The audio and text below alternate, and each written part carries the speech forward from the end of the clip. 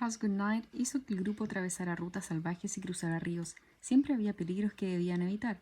Había serpientes de cascabel y ladrones de ganado. También existía el riesgo de que el ganado escapara en una estampida. Al llegar a la cabecera del río Concho, el grupo se detuvo. La manada necesitaba alimento y mucha agua. Se aproximaba a la parte más difícil del arreo. Para llegar hasta el río Pecos, la próxima parada, el grupo tendría que recorrer 80 millas de llanura árida, calurosa, sin árboles. Mucha sed. El viaje a través de la llanura desierta fue muy duro. Los vaqueros sabían que tendrían que obligar al ganado a continuar a pesar de la falta de agua. El calor del verano era agobiante y había nubes de polvo alcalino. Los vaqueros agotaron el agua de sus cantimploras y, muy pronto, los barriles con agua también se vaciaron.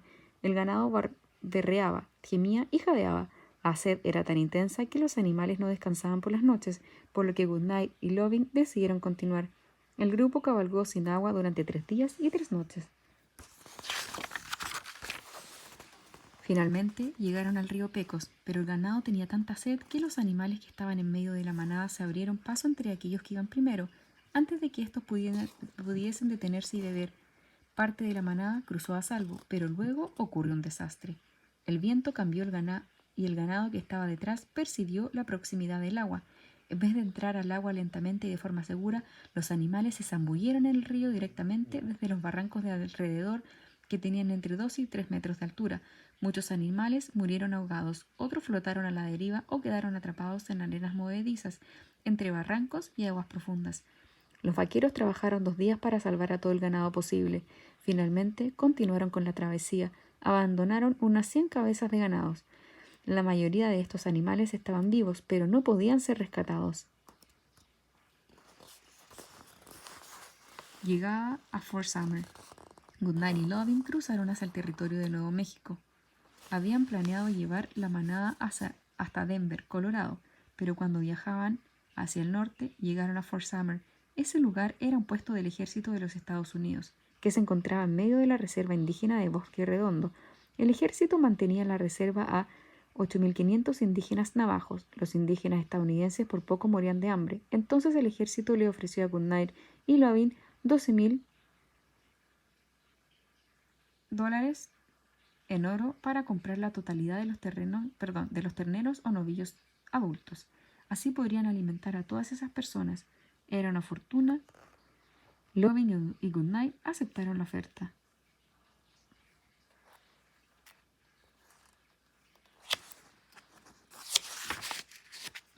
Luego de vender los animales, Goodnight y Loving aún debían vender entre 700 y 800 vacas y terneras.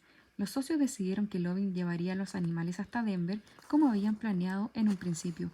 Mientras tanto, Goodnight regresaría a Texas y reuniría otra manada. Fort Summer necesitaba más carnes antes del invierno.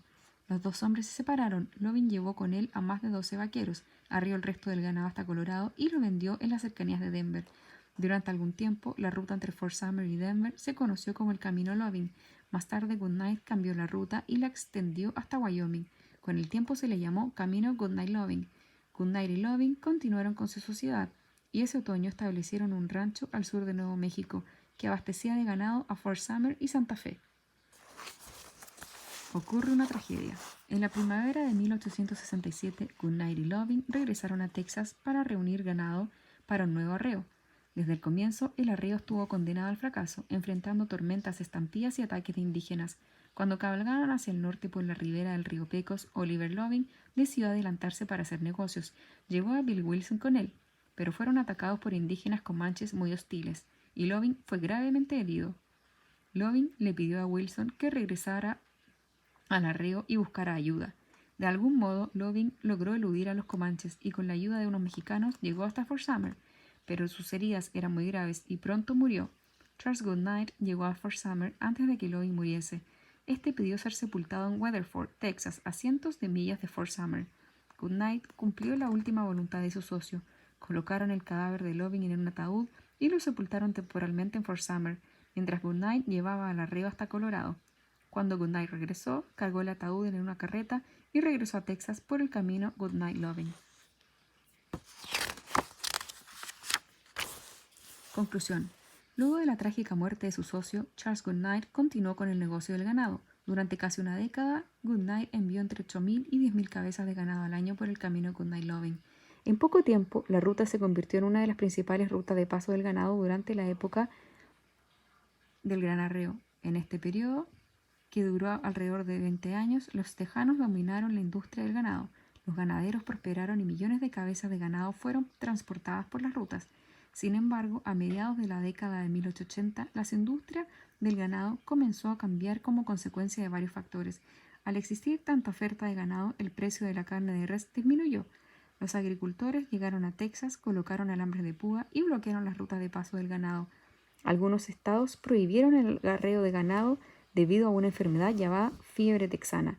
Los ganaderos comenzaron a utilizar los ferrocarriles para transportar los animales. La época del gran arreo había terminado.